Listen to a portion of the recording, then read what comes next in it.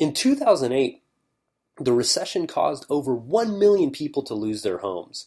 That's just in the United States. 60 Minutes did a piece on this and was looking at the hardships that families and specifically children had to go through with hunger, with poverty, through this recession. And God willing, we're going to play this clip from 60 Minutes and then, inshallah, look at the verses and try to get a deeper understanding of why this happened. Unemployment improved a bit last month, but it's still nearly 9%. And the trouble is, job creation is so slow, it will be years before we get back the 7.5 million jobs lost in the Great Recession. American families have been falling out of the middle class in record numbers. The combination of lost jobs and millions of foreclosures means a lot of folks are homeless and hungry for the first time in their lives. One of the consequences of the recession that you don't hear much about is the record number of children descending into poverty. The government considers a family of four to be impoverished if they take in less than $22,000 a year. Based on that standard and government projections of unemployment, it is estimated the poverty rate for kids in this country will soon hit 25%. Those children would be the largest American generation to be raised in hard times since the Great Depression. Who can tell me what it's like to feel hungry? It's like hard, you can't sleep, you just like wait, you just go to sleep for like 5 minutes and you wake up again and your like stomach hurts and you're thinking, I can't sleep, I'm gonna try and sleep, but you can't because like your stomach's hurting and it's because it doesn't have any food in it. And it's like a black hole. And sometimes when I don't eat, my stomach, you can hear like it's like growling, you can hear it. Usually we eat macaroni or we drink water or tea. My mom will sometimes like make food and then she won't have enough, so at night we'll just eat cereal or something. Other times my parents will fight about money because they don't have enough money to pay the food. We have to sometimes take food from a church. It's hard because my grandmother's also out of work and we usually get some food from her. It's kind of embarrassing because the next day you go to school asking kids if they want this or if they want that. If they have cereal and they haven't opened it yet, you go ask them if they want their cereal. So if you're like most people, you're probably thinking after listening to that piece that, obviously it's so sad, your heart goes out to these people and you would love to be able to do something to help, right? You're probably thinking, oh, if I had enough wealth, I would love to basically buy a home for all these children and make sure that they're taken care of and they don't have to endure this hardship, this pain, this deprivation. But you have to ask yourself something, did God forget about these people, right? Did God forget about these children? Did God forget to provide for them? And why would God allow this hardship for these people? And the answer to this is God clearly didn't forget, right? God calculated the provisions for every single one of his creatures before the universe was even created. So there must be a reason behind why this takes place. And one of the reasons is to show what is our character, right? If everyone was equal, if everyone had the same amount, how can you determine if someone is charitable? How can you determine that someone is striving in the cause of God?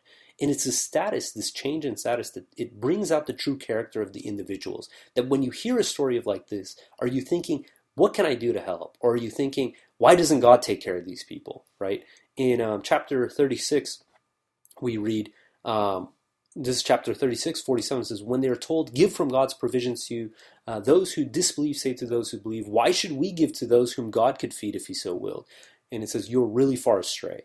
So, our first instinct is, what can we do to help? But then we come to the realization that, look, we have limited abilities. These are the stories of the children we know. What about the millions of stories of children that we will never hear about? Why does this happen? And the question is, why does God allow hardship for the people? In 8:29 says, O you who believe, if you reverence God, he will enlighten you, remit your sins, and forgive you. God possesses infinite grace. God's resources are inexhaustible, and his grace is infinite. Therefore, there must be a reason he allows this to take place. In Jeremiah 29:11, it says, "For surely I know the plans I have for you, says the Lord, plans to prosper you and not harm you, to give you a future with hope." God wants to give the opportunity for growth and development to every single human being, and it's through hardship, through adversity, that we're able to grow. Because just like our physical bodies need resistance to grow our muscles, our spiritual selves, our souls, require hardship and adversity to prove the strength of our faith. One of the examples is you look at gravity. It sounds funny, but imagine how much nicer life would be without gravity. You would never have to worry about, falling, breaking hips, breaking bones, any of that, because we would all be weightless and just floating around. Now, the irony is, when they sent astronauts to space, it actually takes a huge detrimental toll on their physical bodies. It's estimated that one mission, depending on the duration of the mission, an astronaut can lose about 20 to 40% of their muscle mass, depending on the duration of space, and assuming that they're not exercising. So it's very necessary that during their mission that they're constantly putting their bodies through strain, because it's through strain that muscle is built and not lost. And we know this because you look at bodybuilders, right? These guys go and lift heavy objects. Why? It's because when they're lifting the heavy objects, it actually forces their muscles to tear. And when they regrow, they grow with more muscle. So having resistance is part of the growth and development process. Similarly, for our spiritual selves, it's the same thing. By going through hardship, going through adversity, and showing the true strength of our character and trust in God, we're able to grow and develop our souls. You would never look at a bodybuilder and say, that poor individual, he has to lift so much weight and, his muscles are just getting bigger, right? It's the same thing. When we look at a human being, when we see that the hardship, that the adversity they had to go through, if it's used properly, if there's trust in God, we're doing what God commands of us, God can turn that situation for our benefit. In 794 it reads, "Blessings in disguise," is whenever we sent a prophet to any community, we afflicted its people with adversity and hardship that they may implore. Right? This hardship, this adversity can be used for our good, for growth and development, or it can be used to our detriment to destroy us, right? It can leave us despondent and hopeless and question God's existence and why would God do this, and in essence, lead us astray. And the decision's up to us. C.S. Lewis wrote, "Hardships often prepare ordinary people for extraordinary destiny." And no example in the Quran is more clear of this than the example of Joseph, right? Joseph, if you were to tell someone what would it take for Joseph to become the treasurer of Egypt, the highest ranking children of Israel in all of Egypt, to be able to pull his family out of poverty, would you think that the path is that, okay, your brothers are going to turn against you, they're going to throw you in a well, leave you for dead, sell you off to slavery, have you be adopted, and basically have your chastity jeopardized, thrown in jail, spend more time in jail, and that's the path that's going to be needed, in essence, for you to become this high-ranking individual in Egypt, right? People would think that's absurd. But God doesn't see things in cross sections. God sees things from the beginning to the end, and God knows exactly what curriculum people need in their lives to basically bring out the best in them. And if we trust in God, if we have that reverence, if we have that trust, God is going to allow these situations to strengthen us, and it's going to teach us lessons that we would never be able to learn otherwise, both internally and in the worldly sense, in the sense of, what is it going to take psychologically for me to be steadfast, for me to be patient, for me to be able to persevere through these situations, and what skill sets am I going to learn throughout this endeavor? I heard this example and I thought it was pretty profound. When a caterpillar wants to basically go through the process, the metamorphosis to become a butterfly, it encapsulates itself into a cocoon. Now, before it's even a day old, this butterfly has to break through that cocoon and basically be able to become a fully developed butterfly. Now, imagine an onlooker sees this poor, defenseless butterfly using all its strength and all its might to basically bust through this cocoon, And imagine they were so basically compelled by their compassion that they said, you know what, I'm just going to tear this cocoon open and let this butterfly out because it's just too much work for such a small creature. Well, the irony is, if you were to do something like that, you would have just absolutely signed a death sentence for that butterfly, because it's through that process of breaking through the cocoon that the butterfly is basically strengthening its respiratory system, pumping blood throughout its wings, strengthening its wings so it can survive in the wild. If it didn't have that opportunity, if someone was to come by and just basically tear open that cocoon because they felt so compelled for that butterfly, it would never be able to grow through, get through this growth process. And we have to be conscientious that, obviously we're going to do what we can to help people out, to be compassionate, to give to charity. But for the ones that we cannot help, right, for the ones that basically are beyond our, we don't know of, or, we basically hear of it after the fact, we have to realize that God allows this to happen for the benefit of the people. And as hard as it's going to be to understand, again, God does not see things in cross sections. God sees things from the beginning all the way to the end. And the end doesn't end in this life either, right? The end is on to the hereafter. One of the big proponents of this kind of idea of meaning is Viktor Frankl. Viktor Frankl was an Austrian psychiatrist who spent 3 years in concentration camps during World War II. And during that time, he was able to talk and interview people both during the concentration camp and after the concentration camp. And he had a stunning takeaway. He came to the realization that the individuals who saw that their time in Auschwitz, in concentration camps, as meaningless, right, as this is completely done in vain, there's no good that can come out of this, were either not able to survive throughout the endeavor, or if they did, they were never able to basically get back to a status of not just living, but persevering through life. And he realized that the ones who saw meaning behind this and realized that there was something greater to live for beyond the physical, pain that they had to endure, were the ones who were not only able to survive, but were the ones who were able to thrive after that atrocity. And it's very tough for us to comprehend how that can be. And I'm not going to do it justice, but I'm going to play a clip from Viktor Frankl, an interview he did, I believe, in 1971. So God willing, we're going to listen to that and then jump back into the subject matter. We're going to meet Viktor Frankl, the internationally famous psychiatrist, writer, and lecturer. He deals with the most common ailment of our time, meaninglessness. The survivor of 4 concentration camps, Viktor Frankl speaks from a profound understanding of man. He says life does have meaning in any and all circumstances. We can learn from Auschwitz, he says. From the Holocaust comes a message of hope. The lesson one could learn in Auschwitz and in other concentration camps in the final analysis was those who were oriented toward a meaning to be fulfilled by them in the future were most likely to survive. And this has been confirmed afterwards by American Navy and Army psychiatrists in Japanese prisoner of war camps, in North Korean prisoner of war camps, recently in North Vietnamese prisoner of war camps. The orientation toward a future, toward a task, a personal task, waiting for them to be fulfilled in their future, or another person whom they were loving, to be met again, to be reunited with them again in the future. This was what was decisively upholding these people. So the orientation beyond oneself, you see, the question was not just survival, but there had to be a why of survival.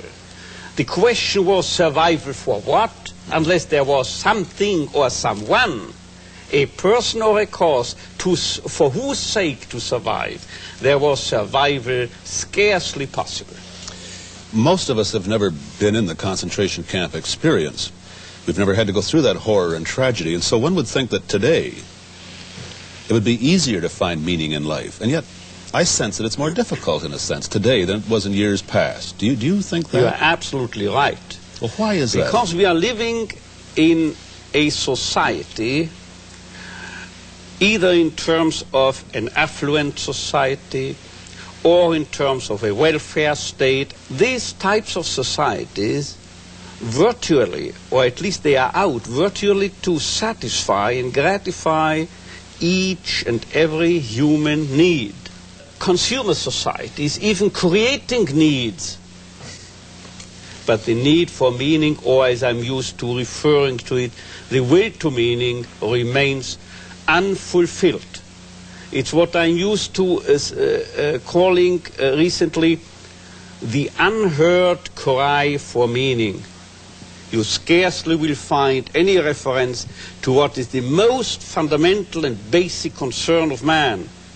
Neither pleasure nor happiness, nor power or prestige, but originally and basically his wish, his desire to find and fulfill a meaning in his life, or for that matter, in each single life situation confronting him.